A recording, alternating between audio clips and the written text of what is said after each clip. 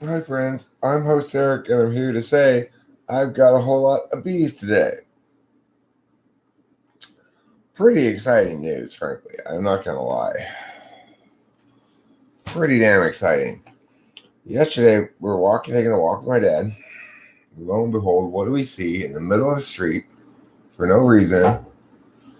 A big circle of bees, like a dinner plate sized circle pile of bees in the street, just sitting there. Why is there a big hi JL? Why was there a big pile of bees in the street? Like literally a big pile of bees in the street. Well, we hypothesized that they have outgrown their hive next door, and they're trying to swarm with a new queen. I think that at the bottom of that pile was a queen that they were all keeping warm. It was too cold for them to fly around and sting me or whatever. So late last night, around midnight or something, I went outside with a dustpan and a Tupperware thing, and I scooped up all of the bees into the Tupperware thing, and I put them all in this perfect beehive box that's in the backyard. It's this old, weather-beaten wooden box that holds like some old paint cans and shit that I pushed over to the side to make more room for the bees. So when I came back to there last night with the flashlight, I just was like, okay, I got all these bees in this blue Tupperware thing. I'm just going to put it in there, put the Tupperware thing in there, and I'm going to put some sticks in around there so to build your hive around the sticks or something. I went out this morning, and it appears in no uncertain terms that these bees are getting right down to business. They are making their hive out there. And it's crazy. I open up the lid of the box, and they're all swarming around in there, like building shit. So, I have bees now. I have my own bees. How exciting is that? Yeah, I don't know what I'm going to do with the bees. Obviously, I haven't mentioned to my dad that he told me this morning when I went into the kitchen. He's like, "Well, the bees are gone from the street. I don't know where they went." No, because it was like 50 degrees last night. It was actually got down into the 40s. It was very cold. And when I went to scoop the bees up, it was too cold for them to fight at all. They were just like squirming around, but they couldn't get it to fly even, you know. So no, perfectly fine. And I just had this big, this blue box felt like this big, just fucking full of bees, just all squirming in there, and it's really exciting. I was worried because there was another circle of bees out there that had gotten run over by a car. I think there was a second, new hive operation trying to get underway, and that one didn't make it. But I didn't want these bees to get run over by a car. And it's like they've been swarming now for a couple of days, a few days, maybe a week, trying to find a new place for a hive. They tried to move into our garage. My dad kicked them out of there. But I now have them behind the garage in that box. The cool thing is it's right next to this big avocado tree we have, which has a lot of flowers on it. And this morning I noticed that the avocado tree is way more covered in bees than usual. So, I mean, I can't wait for Rachel to get up. I'm going to show her the bees. She's going to be excited about that. It's cool being able to lift up the lid of that thing and see what's inside the hive, you know?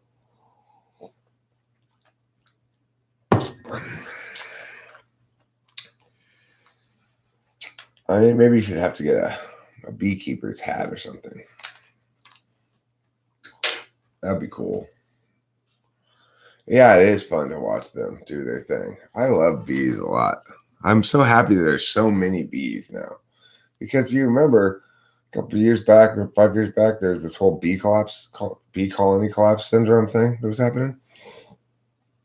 Well, it's definitely not happening now because there are shit tons of bees around here. And I'm not just talking about, I've personally seen 2 hives within easy walking distance of my house.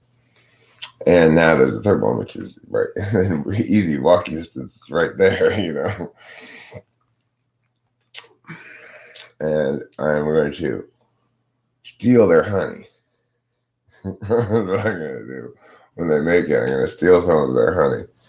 All you got to do to deal with the bees, you just wait till it's really cold, and then they can't even move around. It's funny. There's no problem to handle bees when it's cold.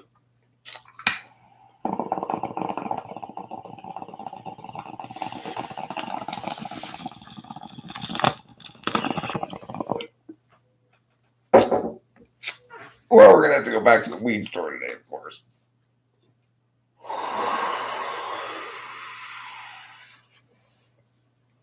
Virus time means maximal weed smoking time. Well, I didn't know about it either until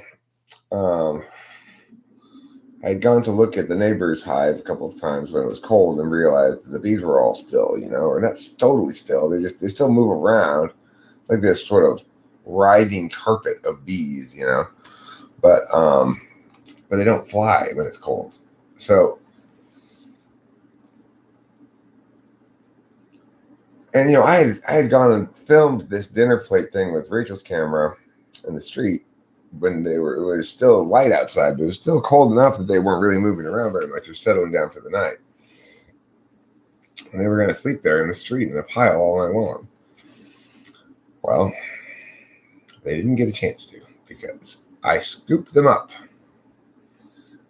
I had a big scoop of bees and I put it in my backyard. So I'm very excited about the bees. I really like bees a lot. I like the way that they help all the plants and stuff and get their flower dust and take it back to their hive and stuff. They're cool. And my PNP, she has had her bandage now removed. We took it off yesterday, Rachel. She's still very much favoring that back leg, but it doesn't appear to be infected or anything. It's not swollen. Still has a bit of a wound on it, but I think she's going to be just fine. Give her another week or two, she'll probably be just back to normal, which is good.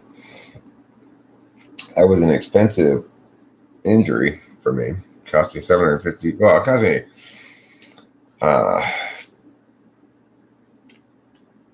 actually about $850 because of the extra, all the bandage changes and stuff. But I really, really love my kitty, and when my kitty gets hurt, that's very disconcerting to me, very upsetting. The thing was, whatever bit her, I think it was probably a possum or something else gross, because the problem was it was just a few little puncture wounds on her foot from a bite, but it got super infected. Now, there are some kinds of creatures that have more gross spit than other kinds of creatures, right? Like if you get bit by a Komodo dragon, you're fucked. You work once again. You slept once again. You woke once again. Well, that's good. I'm glad you didn't wake up dead this morning, Sky Gear.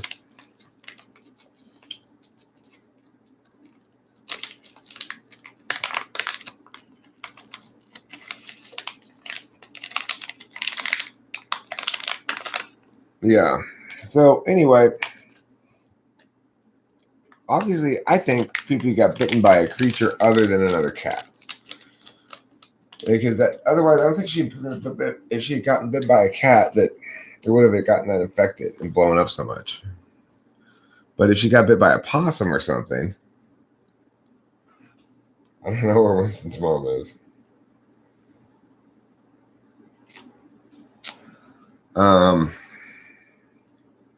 If she got bitten by a cat, I don't think it would have gotten that infected. So, regardless, she's an extremely important and good kitty friend. I don't know if you guys are aware of that, but it's definitely true. All right, bong rip time. Bong rip time. Everybody listen to me. Bong rip time, bong rip time. Everybody listen to me.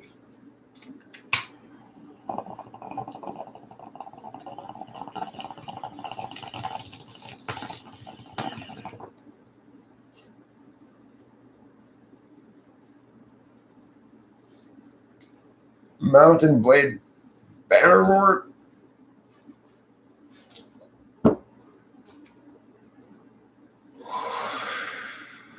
Word. Rachel and I are watching Naruto. We're fairly deep into it at this point. Shippuden. I'm enjoying the fuck out of it, frankly. Asuma Sensei just got killed by one of the Akatsuki in the episode last night. I was sad, I guess. Of course, I knew it was coming. I'd seen it before. And it was funny in the chat, somebody, I think it was Zandy, said, like, how you can tell what's going to happen because when they start like giving you more details about a character, fleshing them out and making you like them more, there was a fairly minor character before, you know they're going to die. It's like that's a death announcement for characters like Asuma Sensei. The thing that I always liked about Asuma Sensei and wish he hadn't died so early in the Shippuden progression is that he smokes. He's like the only character in Naruto that smokes. But that didn't keep him alive when he got stabbed in the heart by the Akatsuki.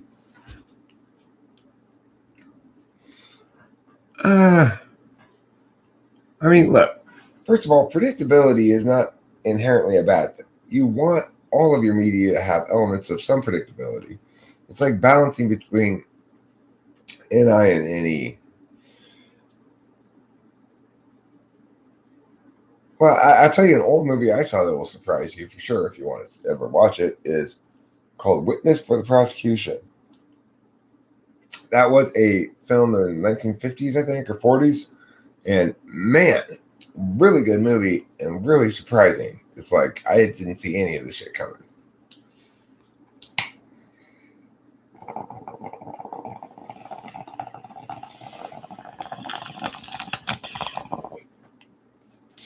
And like with Spider-Man Homecoming, I don't know if you guys have seen that movie, but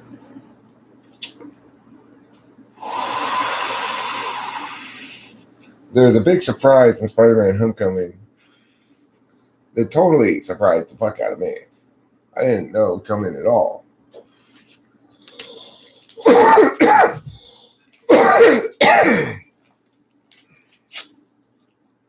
The way they bring the two storylines together.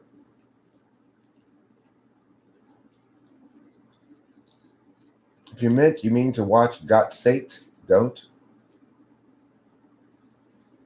I've never watched any of the Got Sates. I mean, Got seasons. I never even watched season 1 of Game of Thrones. Yeah, Witness for the Prosecution, totally worth it. Costs $2.99, I think, to rent it on YouTube. And the other old movie I recently watched was called Treasure Sierra Madre.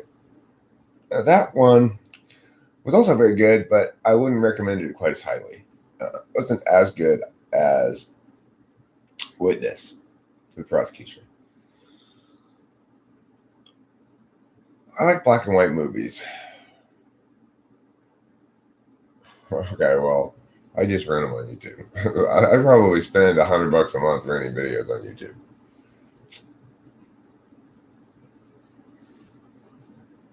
But we also have Hulu. Rachel has Hulu account that is linked to my credit card, so debit card. So that's where we watch Shippuden on it. It's commercial free and has subtitles. It's great. She's also introduced me to a couple of good television shows that I'd never seen before or even heard of. One of which is called Broad City. If you've never heard of it. Have you seen Incubus with William Shatner, 1966, and it's all in Esperanto? No. I want to see it. Does it have subtitles? I don't speak Esperanto. Esperanto is a really interesting concept or thing. It's like, what is Esperanto? It's a language that somebody made up because they thought,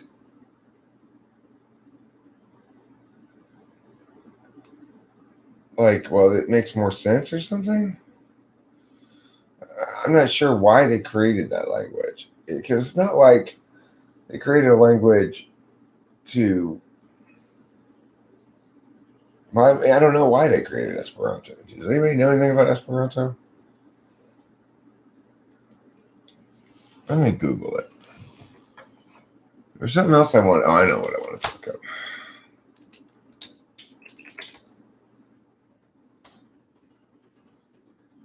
Esperanto is the most widely spoken constructed international auxiliary language. It was created by Polish ophthalmologist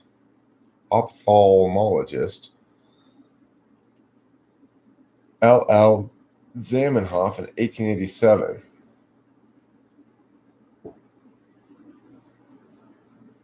The goal was to create an easy and flexible language that would serve as a universal second language to foster world peace and international understanding and to build a community of speakers, as he believed that one could not have a language without such a community.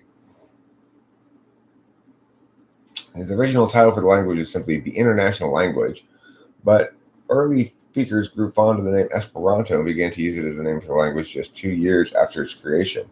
The name quickly gained prominence and had been used as an official name ever since.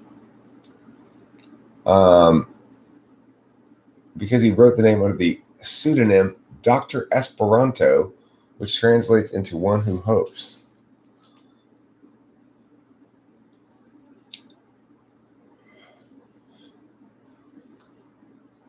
In 1954, the United Nations granted official support to Esperanto.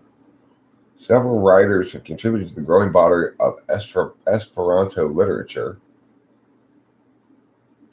including William Auld, who received the first nomination for the Nobel Prize in Literature for a literary work in Esperanto in 1999, followed by two more in 2004 and 2006.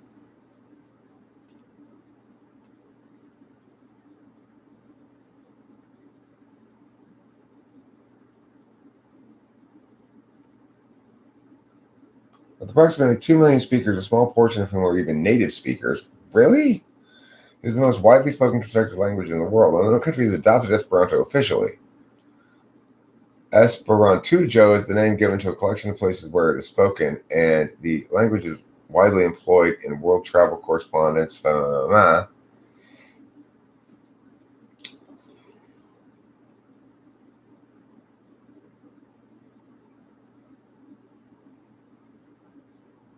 While many of its advocates still hope that it becomes recognized as the official international language, many view it as a stateless diasporic linguistic minority based on freedom of association with a culture worthy of preservation based wholly on its own merit. Interesting. Let's see what the grammar is all about.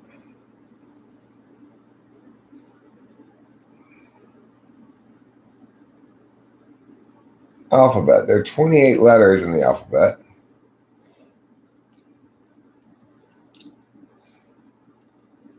C is pronounced S. C with a thing over it is pronounced sh. G with a thing over it is pronounced D3. I don't know my phonetic symbols very well.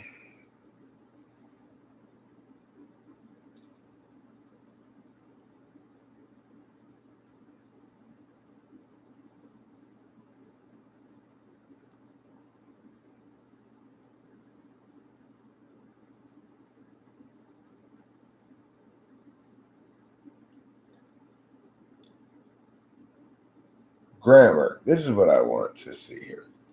Esperanto words are mostly derived by stringing together roots, grammatical endings, and at times prefixes and suffixes. This process is regular so that people can create new words as they speak and be understood. Compound words are formed with the modifier first, head, final order, as in English. Compare bird song and songbird. Likewise, birdo canto and canto birdo. Speakers may optionally insert an O between the words in a compound noun to place them together directly without the O would make the resulting word hard to say or understand. Oh, that's nice. The different parts of speech are all marked by their own suffixes. All common nouns end in O, all adjectives in A, all derived adverbs in E, and all verbs except gessive or imperative verbs end in S. Specifically, in one of 6 tense and mood suffixes, such as the present tense, the gessive mood, which is tenseless, ends in U. What is the gessive mood? Oh, imperative. Okay, it's command. Here's another word for imperative. I've never heard that term before. Nouns and adjectives have 2 cases: nominative for grammatical subjects and in general, and accusative for direct objects and obviously the preposition. Singular nouns are used as grammatical subjects, end in O. Plural subject nouns, OJ, pronounced oi. Singular direct objects form end in ON, and plural direct objects with the combination OGN rhymes with coin, oin. O indicates that a word is a noun, J indicates the plural, N indicates the accusative direct object. Adjectives agree with their nouns, and endings are singular subject, A rhymes with ha. Plural subject, AJ rhymes with I. Singular object, AN, plural object, AJN rhymes with fine. It's nice and tidy, I'll tell you that. Word order is comparatively free. Adjectives may precede or follow nouns. Subjects, verbs, and objects may occur in any order. However, the article la, the demonstratives such as that, and prepositions must come before their related nouns. Similarly, the negative not and conjunctions such as and that must precede the phrase or clause that they introduce. In copular A equals B clauses, word order is just as important as in English. People are animals distinguished from animals. People. In other words, copular refers to linking verbs. In linguistics, a copular is a word that links the subject of the sentence to a subject complement, such as the word is in the sentence, the sky is blue. Right. And what they call a subject complement here, I would call a predicate adjective or predicate noun, because I distinguish between different kinds of subject complements. Jussive, Jussive.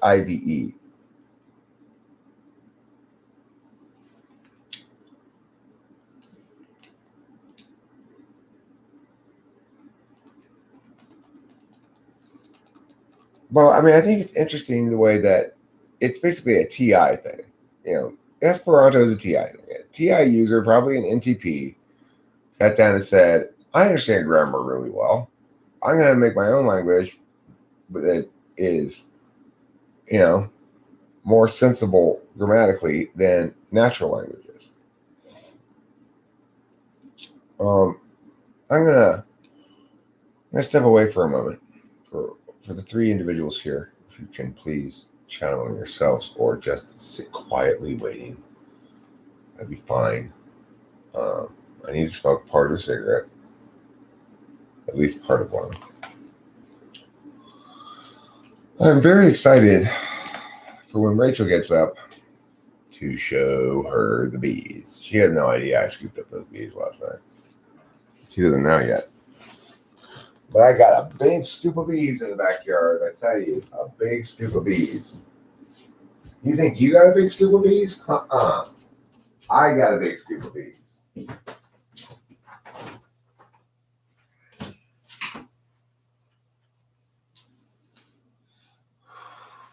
I need to do some work restoring my fish tank to its former glory.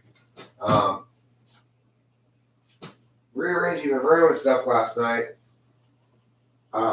Basically destroyed the whole fish tank. The fish are okay, they appear to be, by and large.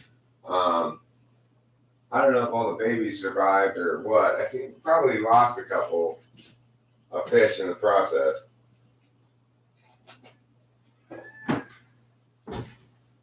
But all my plants are all disrupted from the spot that they were in.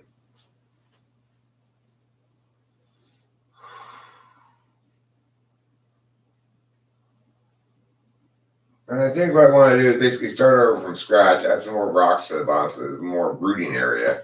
Take the plants that are in pots out of the pots, root them into the rocks, and maybe take out a couple of things that I had in there before too. It's a pretty big tank. It's surprising.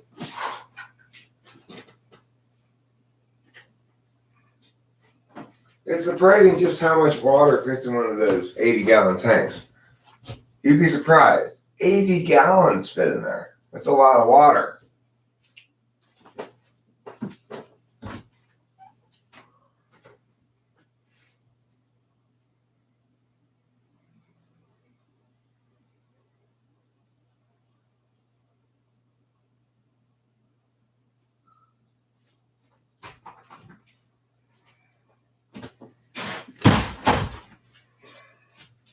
We have got a lot of bees back there in the backyard.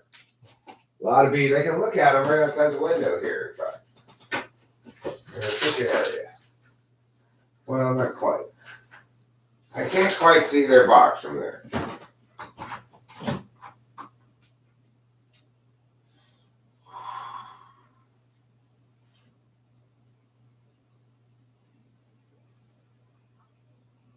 I guess we'll find out if they decide to stay in the box. They may decide to leave the box. I don't know.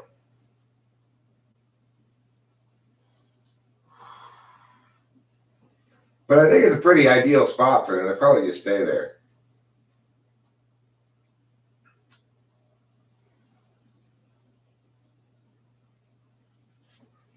I'm glad I put those sticks in. I put like sticks to go across, kind of leaned a little too long for the thing, so it's kind of like diagonally leaned in. I think that's what they're building the hive on.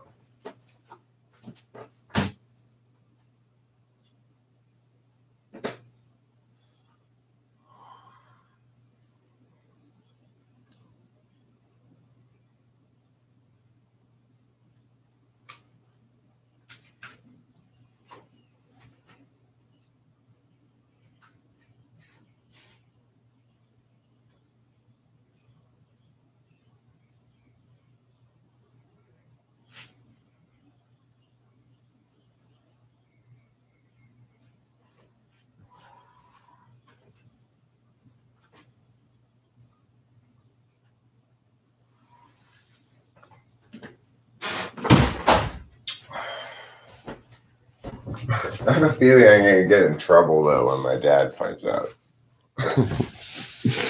He's not going to be as down with the bees as I am. Incubus link on YT? What's Incubus? You mean the band? I believe there's a band named Incubus. Well, I'm feeling somewhat. Oh, the Esperanto movie is called Incubus, right? I want to look it up. I'm going to check it out.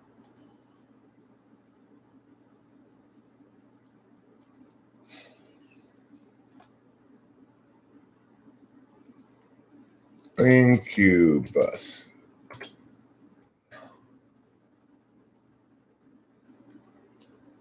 Movie. Shatner.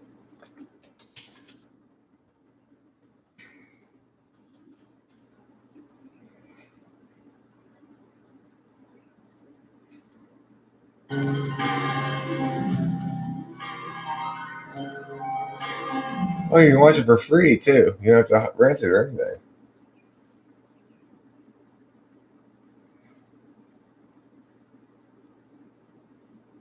Over the Top, 1987. That's free as well. I bet that's free. I kind of want to watch that ridiculous movie because it's so free.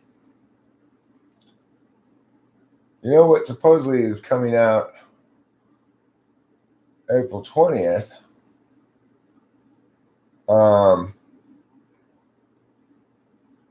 Is the third season of Cobra Kai.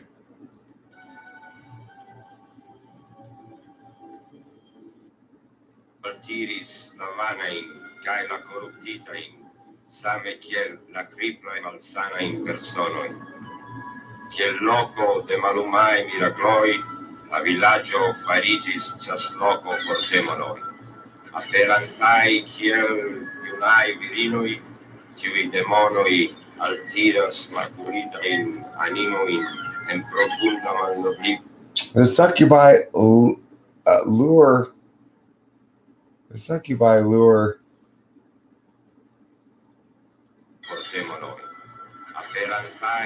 manifesting themselves as young women.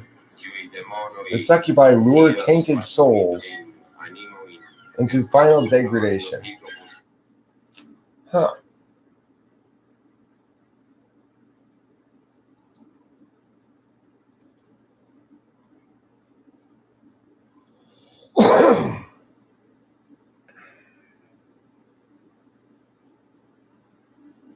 Get Shorty is also free.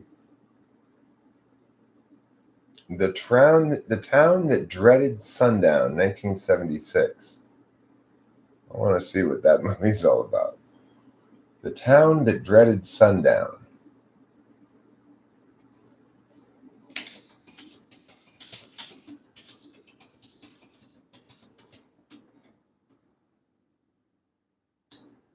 It's a 1976 thriller film.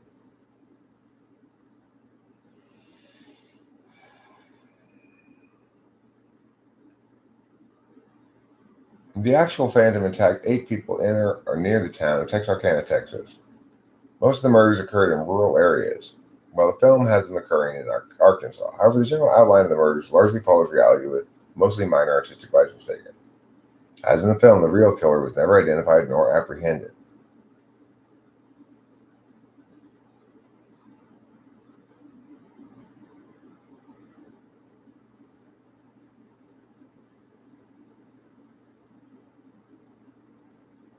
A sequel with the same name was released in 2014.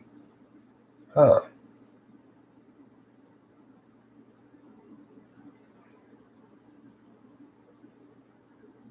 Let's see, how's it received?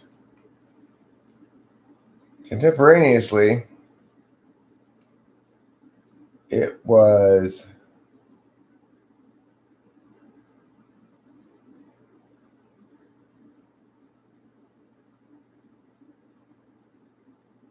modern response is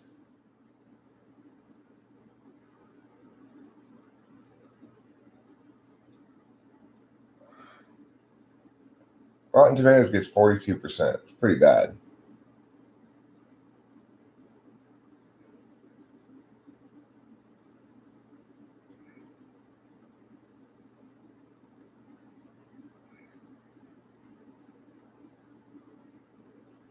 %68% and Rotten Tomatoes for the new version of it. Interesting.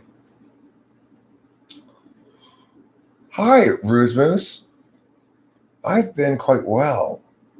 I'm going to tell you now, and this is going to be old news for Sky Gear and JL. I was talking about the town that dreaded sundown. Anyway, yes, I got a scoop of bees last night.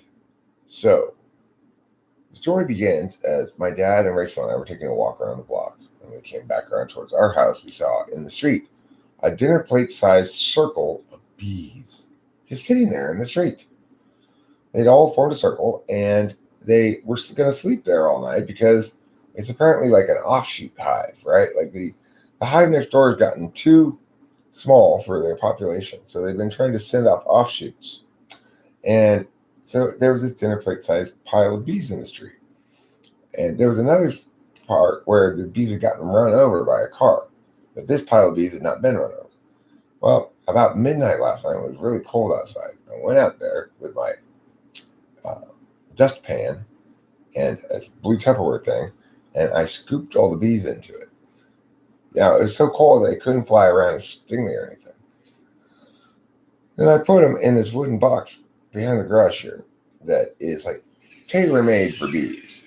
I'm surprised they haven't already tried to make a home in there.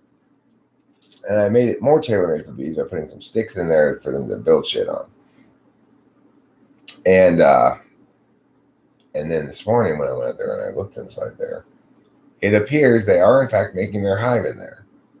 And that I apparently did get the queen from that pile of bees. I assumed the queen was in the middle of the pile of bees, staying warm. All the bees were keeping the queen warm, you know? So anyway, fingers crossed that they don't leave that box. If they don't leave that box, I have got my own hive of bees out in the backyard. However, like I said, I'm concerned that when my dad finds out, I'm going to get in trouble. He's going to be like, why did you put the bees there? And I said, Dad, I was worried about them. I didn't want to get run over by a car, and I felt bad, and I wanted the bees to be okay. So I put them in the box in the back. And now, I mean, the thing is, it's a good thing to have your own bee hive at your house because, well, obviously all your plants are going to get fertilized. The other thing is you can actually move this box. It's a big box. It's not the ideal size for a bee box, which would be about like, yeah, you know, it's longer than that. It's like kind of shaped like the sort of a chest that you put at the end of a bed or something. But it's old and weather beaten and stuff. And it's got some old paint cans in it that I pushed over to the side. So I'm anticipating that the bees are really going to like it in there. They're going to say, thanks, Eric. We really like it in here. And they're going to fertilize all of our plants with their bee-like ways. And I'm going to get some good film of bees too. Like, you know, because I can lift the top of the box up, then I can look inside of the bees. And if I do it when it's very cold outside, then I can do all kinds of filming and stuff with them, and they won't be able to even get me because when it's cold, they are very slow and still. They can't really get up and about like they do when it's warm outside. Slavonic grammar is a nightmare. You know, English grammar is fairly straightforward and something that I really enjoy teaching too.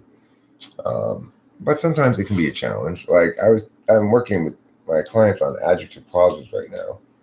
And adjective clauses are tricky because you can have the relative pronoun function as just about anything in a sentence, any kind of noun in a sentence. So you have to be able to logically figure out that, okay, this relative pronoun is starting a clause, even though it's at the end of the clause. So that can be kind of tricky, you know.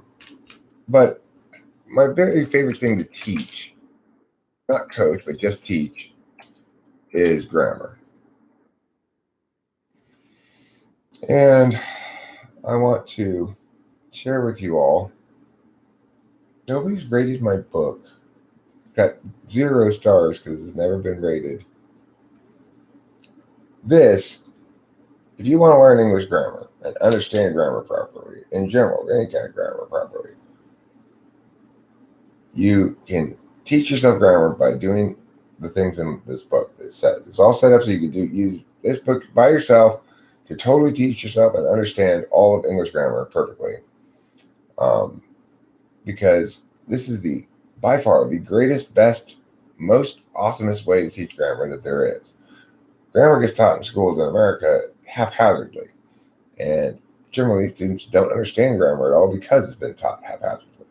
If you teach it like this, in this particular structured TE kind of approach, then students learn it way better. And the great thing about my approach to teaching grammar is it involves the very old school method of sentence diagramming. Sentence diagramming is what made me understand grammar. I didn't get grammar or know it really at all until I had to teach it. I got a job at a school called Samuelson Grammar. And ever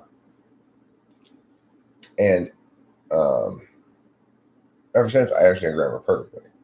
So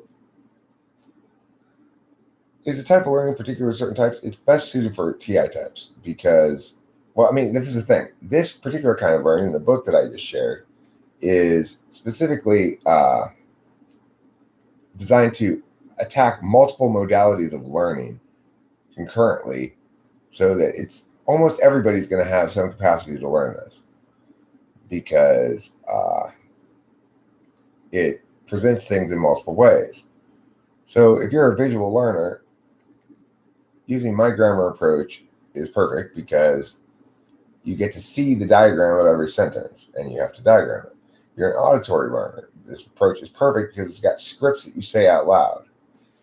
If you are somebody who needs to do hands-on kind of shit, well, this is as hands-on as you can get with grammar, with the sentence diagramming, and there's lots of, there's a TE parsing approach too. That's what the scripts are, and you can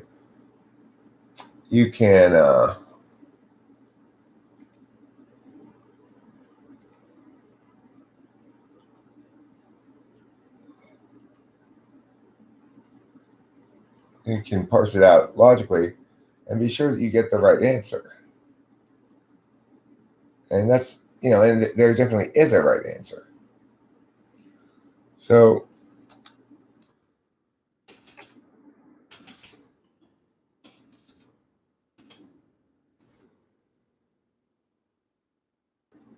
if we were to start with a sentence like, as an example, I'll do one of these kind of challenge sentences here. All went well until late in the evening when everything fell apart. So that's a short sentence, but it's challenging to diagram. All went well until late in the evening when everything fell apart. It's challenging to parse out. If you complete this book, you go like this. Went is the verb in the independent clause. Who went? All went. Therefore, all is the subject. There is no direct object. Well is an adverb telling us how all went. Until late is a prepositional phrase, working as an adverb telling us when all went. Until is the preposition, late is the object of the preposition. In the evening is a prepositional phrase, working is an adjective describing the noun late. In is the preposition, evening is the object of the preposition. Does is an adjective describing the noun evening. When everything fell apart is an adverb clause. Fell is the verb. What fell? Everything fell. Therefore, everything is the subject of the clause. Apart is an adverb telling us how everything fell. When is the subordinating conjunction. When is the relative adverb beginning the adverb clause, and the antecedent of which is went. So, if you've studied my grammar approach, you'd say exactly that shit when you approach that sentence, and you'd be able to diagram it no problem, because you're using a logical parsing approach. Ask certain questions. Depending on the answer, it tells you certain things. I mean, I never found that book useful at all. But that's because when you're talking about artistic matters, you can't use a formula. Now, the chunk book at least tells you things like, this is how you format this kind of citation and stuff like that, but you don't need that information anymore. We got the internet. Back before the internet, that book was potentially useful for citations and stuff, but it is not needed anymore. And regarding its basic notion of how to write is correct, like concision, etc. But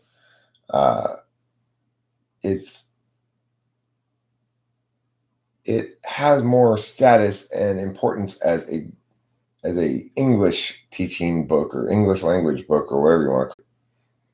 And I would recommend it to anybody who's curious about learning grammar for any language, frankly, because you basically have only 4 parts of speech. You've got nouns of various kinds, verbs of various kinds, modifiers of various kinds, and conjoiners of various kinds. And that's it. So, like prepositional phrases, those are modifiers. Infinitive phrases, well, it depends. They can work as nouns or they can work as modifiers. Adverb clauses, obviously, are clauses that function as modifiers. And so, the way it sort of packs up into sets like that is very TI friendly. If you are a TI tool user, TI dominant, you will find grammar very satisfying because it makes sense. Everything about it makes sense. It's non-arbitrary. When I look at, oh, right, let me open this thing. Open with Chrome. That's better. All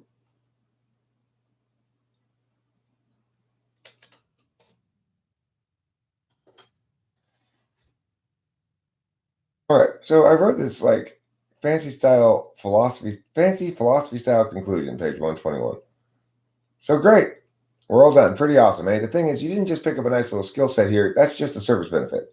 You see, this whole time, whether you knew it or not, you have been cavorting with resonant metaphysical truth. What the heck does that mean? Let's start with the most basic question. But what is grammar, really? Well, we humans are agents, consciousnesses with will, swishing around amidst our fellows in the ceaseless fluid ebb and flow of reality. In the beginning, that's all we were. Then we agents were purposeless and directionless, and every interaction between us was meaningless. Consciousness was not yet fully human. Then came the word, and we set about using the word to establish distinctions. With each word spoken, we seized another thing or experience of the world and made it sit still. We named it and locked it down into a symbol.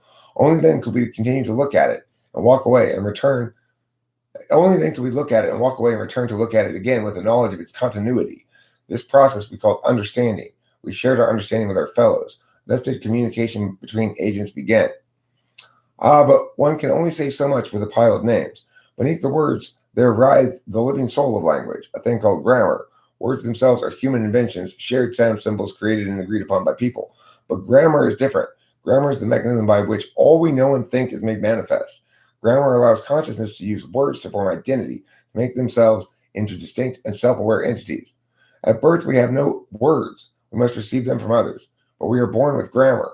We can be sure of this because as we grow and words come into our ears, they do not fall back out and pile up upon the ground in an orderless heap. Grammar is uniquely human, is the uniquely human implicit ability to convert the raw energy of naming words into meaning, purpose, and understanding. It is the infrastructure words used to work in concert to convey the immense complexity of thought. Grammar is the only reason our shared static symbols, words, can resonate aesthetic beauty and ineffable grace. It is form transcendent over meaning and function. Grammar is divine truth. That's the last page of the book. You know, it conveys what I think are legitimately powerful feelings I have about grammar, and with good cause. Grammar matters a lot. So, Ruse Moose.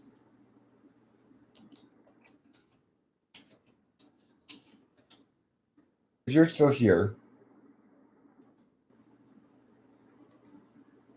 I would like, if you're willing to do so, if you have not before encountered him, I would like you to check out my friend Computadora's music, a couple of his songs there. I put this link to his playlist on my channel. And I'll give you a couple in particular to check out maybe if you feel like it. Because I was almost depressed a little bit yesterday. I was listening to Angels in the Wings and trying to learn how to play it. And I was just struck by the fact that Corey is somehow more of a musical genius than I will ever be. He has just this brilliant, has this brilliance that I just can't. I don't think I'll ever quite get there. Now, it doesn't necessarily mean his tracks are a lot better than mine. They're not necessarily well produced. Some of them are, but like I want to just play the sort of the guts of this one song I was trying to figure out yesterday. Okay, called "Angels in the Wings," and it goes.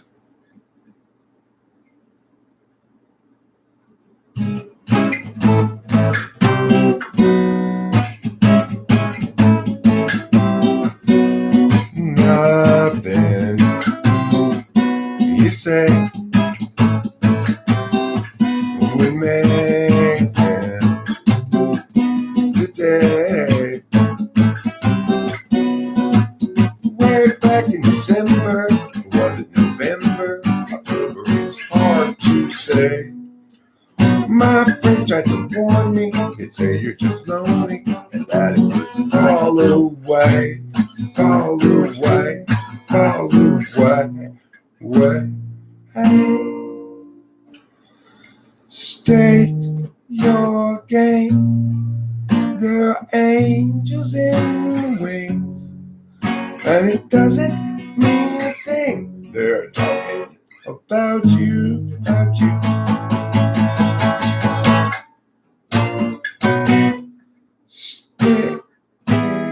Yeah. Oh yeah, that song, right? It's a brilliant song, and you can see how NI it is, right? This strumming pattern, this and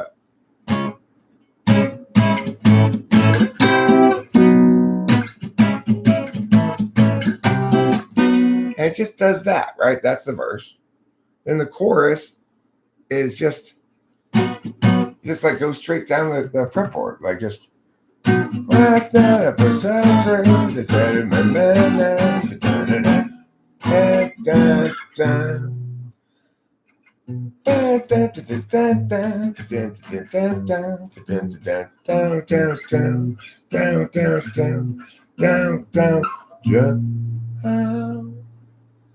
State your game. And then it like modulates down a little bit. It's a weird, crazy, awesome, brilliant song.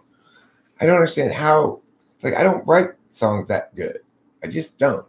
I try my best. I do occasionally. I'll occasionally write a song that good. Like Satchel of Helpful Goods is my most accomplished songwriting-y song. And it stands up with stuff Corey wrote. But if you have look at the he also does stuff that's not necessarily songs, like Phenomenon. Because you never let it just disappear. You grab with the stuff, but you know you're the phenomenon.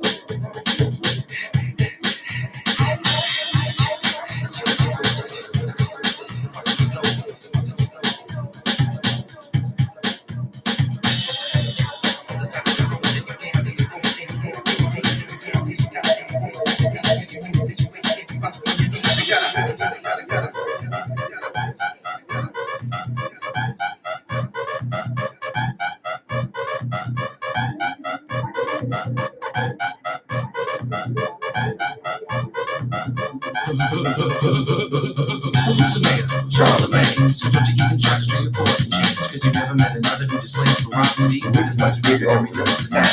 Don't be how, cause these people are strange, strickety strange with the slickety slang, working a muck while screaming my name, racing the chains, keeping the game. But what am I? Gather all the people, put up in a sequel, feed them with your nipple, watch up eating triple, you thought it seemed simple, but now you got a vice, I guess you all are triple. Burn this fucker down! And I'll make it seem like a big of style, and then the clean cause there's definitely a liar, liar, liar, liar, time. Right. Right.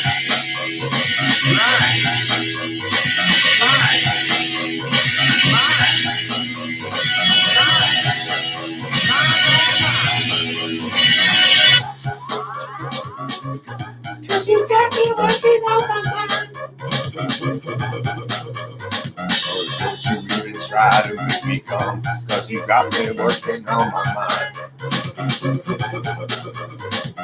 Don't you even try to make me come, cause you got me losing. Cause you never let it just disappear. You grab with the stuff, you know you're the phenomenon. Don't you even try to make me come, cause you got me losing. Cause you never let it just disappear. You grab with the stuff, you know you're the phenomenon. Don't you even try to make me come, cause you got me losing. Cause you never let it just disappear. You grab with the stuff, you know you're the phenomenon. Don't you even try to make me come, cause you got me losing. you never know, but just listen to the love story. You never know. Don't you try to try, 'cause you got me losing. 'Cause you never know, but just listen to the love story. You never know. Don't you try to try, 'cause you got me losing. 'Cause you never know, but just listen to the love story. You never know. Pretty fucking great.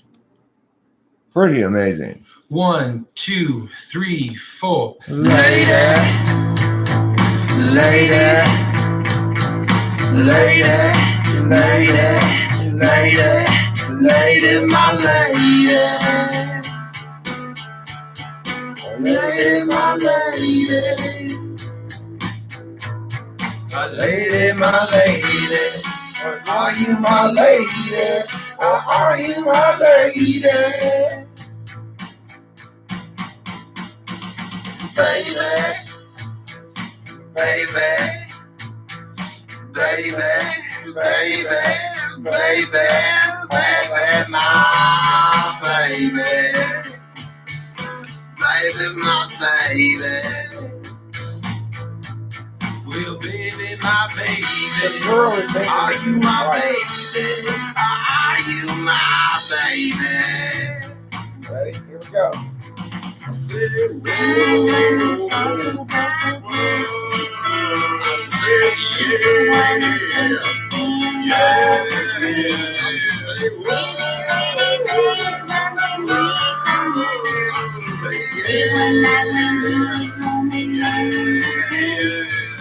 Take me another way.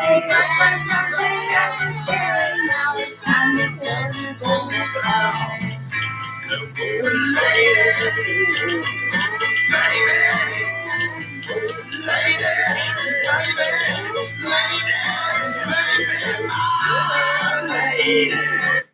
Great song.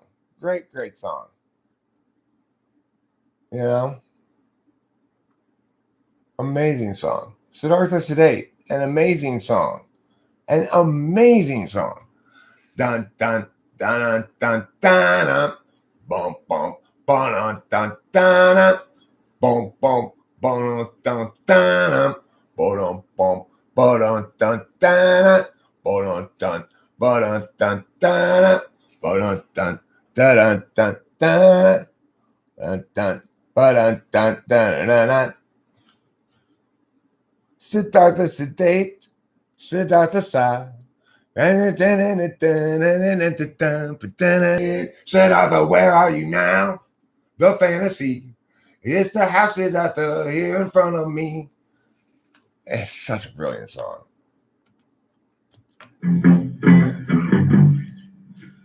One, 2, 3, 4, 1, 2. Siddhartha Sedate, Siddhartha Sa.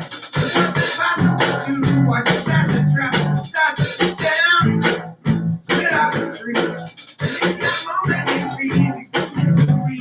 It's not relate, sit out the mind. Baby, What comes to sit out the night? Baby, heart that rains, sit out the sea. baby, What comes to the air, and making dreams. Sit out the soil, I was like, sit out the soil.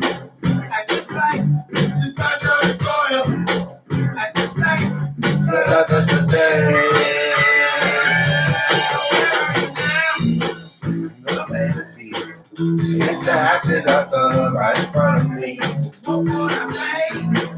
Sit out the eye. What's impossible to watch it out the trap? Start to sit down. Sit out the beat. Would you just go to your senses when you retreat? Your functional gate. Your magic pride. You're responsible now. They're trying to tie. Sit out the recoil.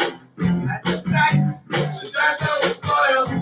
At the sight. Sit out the recoil. Had it right. Siddhartha Sedate.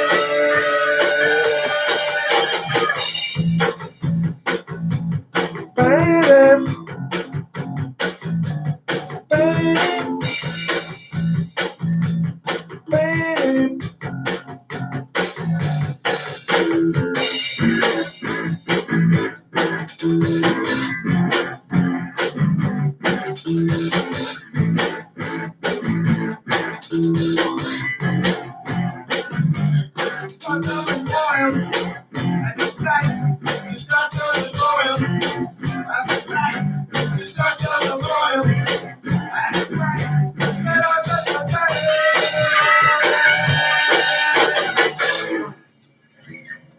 brilliant, brilliant, brilliant song. Such a brilliant song. I'm not familiar with that song, but it's like I want to cover and record that song. I really want to work with Corey again. I mean, I'm ready to work with him now. I'm good enough. But I got to repair that friendship. I got to put that friendship back together. This guy, I mean, it's like I've never encountered anybody in my life, even famous musicians, who are as genius as Corey. Like, it's, I mean, I don't know. You never get sick of playing his songs either. There's a bunch of songs that he has that are great songs I have no recording of or anything. We used to play in a band together called J-Lo Row, and we also played one called Catwall Dance Hall, or it's called actually Computer Door All the Way Live. Inchoate Kate.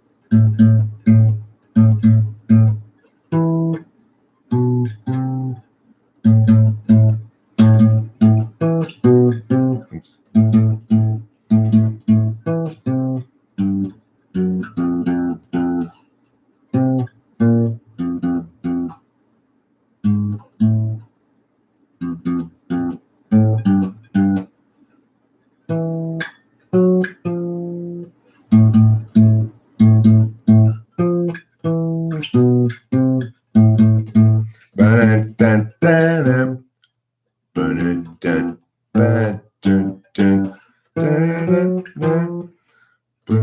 Just like that. There's not going to be able to be a vaccine for Corona, Cloud. It's not the sort of virus that they can make vaccines for. It's right. There's not a vaccine for the common cold. The common cold is a coronavirus. So there's not going to be a vaccine. This is a complete waste of time and energy and resources. After all, it's just going to come around again next year. What are we going to do then? Same thing? No, we're not going to be able to afford it. Everyone's going to be broke, unemployed. Standard of living is going to go way down. One thing that makes my dad happy is there's been I think of anti-vaxxers. I think they're irrelevant. If the vaccines work, then their behavior doesn't impact me at all. If vaccines don't work, then they're right and it doesn't matter. But the vaccines do work and there's good science behind it and there's no reason not to believe in vaccines. And as far as vaccines causing autism, that's just stupid. It's absolutely stupid. My entire generation was vaccinated. The amount of autism, the number of autism diagnoses was much smaller then than it is now. Vaccines are good. But people shouldn't be forced to get vaccinated. It's not necessary.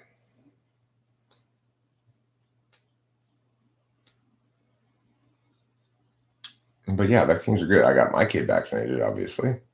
And I was vaccinated, and nothing wrong with vaccines. They're great. They've stopped a lot of diseases. Only incredibly feely first world morons think that they're a problem.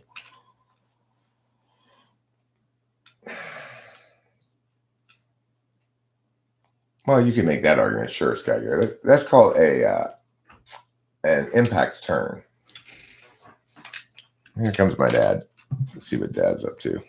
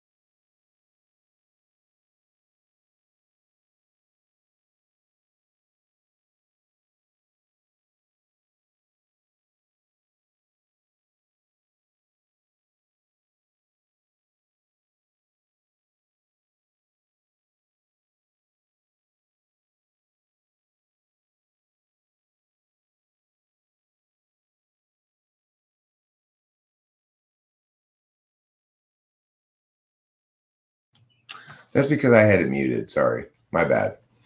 I was saying that Sky is right. Today's normal is better than medieval's royal, but most significantly, there was a time during the Dark Ages when the average length of life was like 28 years old or something because so many people died in childhood or infancy. You still had old people occasionally, some old people, but most people didn't. So why are people the only animals that need vaccines? They're not. We vaccinate a lot of livestock. We don't vaccinate wild animals because obviously we just let nature take its course.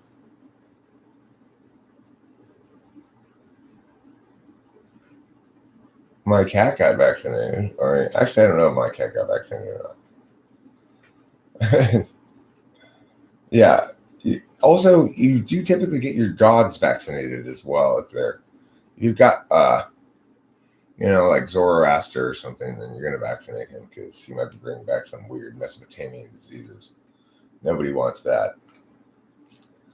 So I'm really inspired to go talk to Corey, hang out with Corey, and try to maybe produce some of his music.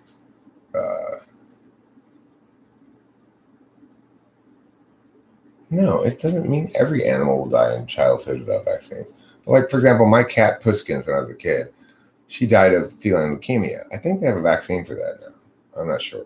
But let's say they don't have a vaccine for that. But let's say she died of something they do have now a vaccine for. Well, then she would have potentially longer. Now, my dog got hit by a car. Vaccines didn't do her any good unless the vaccines that she got, I don't, you know what? I don't even know if she ever got vaccinated. Probably she did when we got her fixed. But, so I don't know if they helped or not. But I do know that I got chickenpox when I was a kid, and now they have a vaccine for it. And if you get the vaccine, you don't get chickenpox. So I don't get chickenpox. I won't get chickenpox again because I've already had it. And what does that mean? It means that I have the antibodies to chickenpox. That, in fact, my system will attack chickenpox when it comes in and prevent it from making me sick. If I vaccinate, all I'm doing is introducing the same virus into my system in a way that my antibodies can learn to recognize it without it making me sick. And so there's nothing wrong with that. There's nothing bad in vaccines. I mean, there may be certain kinds of chemicals that sound bad, but autism, look, the thing is this. Real autism includes mental retardation. What they call autism spectrum is just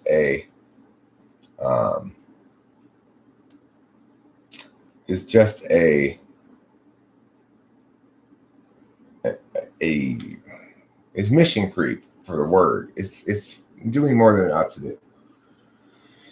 Okay, I'm going to wrap this up now. And the reason I'm going to wrap it up is because I've got a premiere starting at, I think, 10 a.m. So I'm going to watch that premiere. And well, Asperger's is not even a thing anymore, according to people. They say, no, it's just all autism spectrum.